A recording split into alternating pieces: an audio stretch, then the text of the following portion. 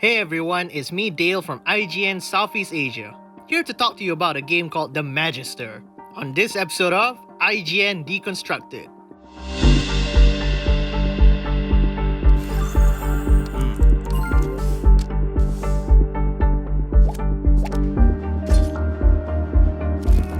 Sometimes, you see the clump of text that describes a video game and you just can't help but be perplexed by it all. Malaysian game The Magister describes itself as a murder mystery card battler RPG, which can be confusing at first glance. Yet, once you've played this game, it is truly remarkable how each facet of the Magister's gameplay and systems harmoniously work together. Malaysian solo developer Nerduk Productions has certainly found a way to make this odd mix of genres gel.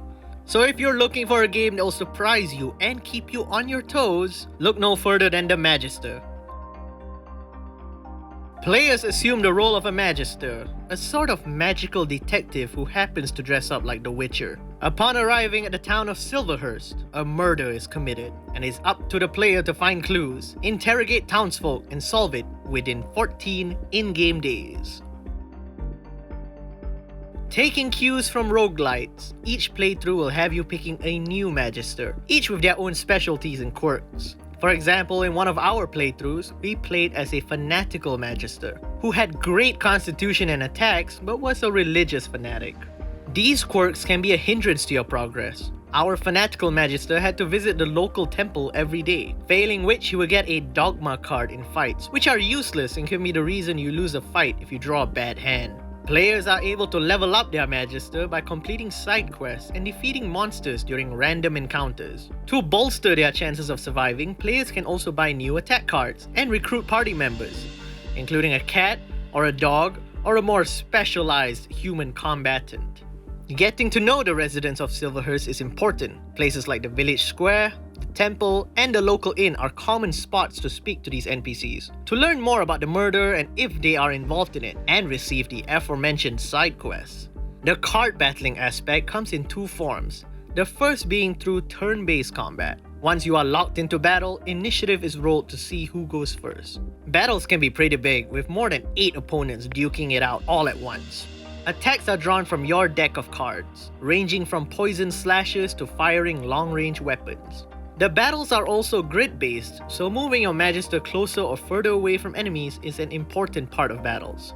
It can be easy to be overwhelmed by the battles, especially since enemies can move and make decisions much faster than you. So using defensive cards before your turn is crucial in order to survive, especially since you won't know when you'll draw a heal card. Thankfully, the game doesn't feature permadeath, but it does shave off valuable time.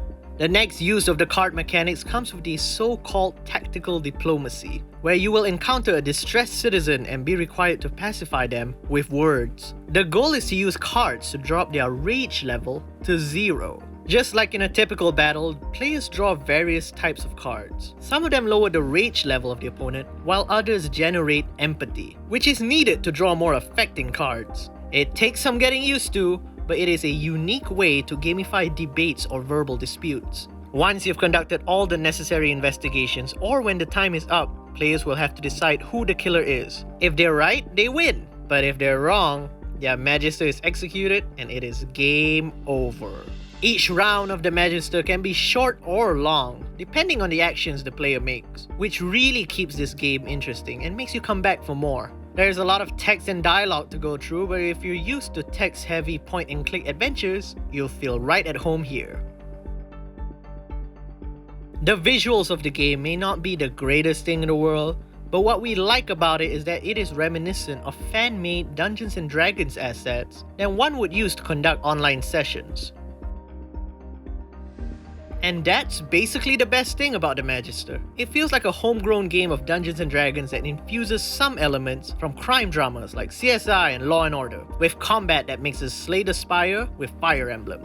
Malaysian solo developer Nerduk Productions deserves high praise for his unique vision for the Magister. He's one of the region's most underrated auteurs in the industry, and the Magister is the perfect showcase of his ideas. Check out the Magister right now on the Nintendo Switch and on Steam today.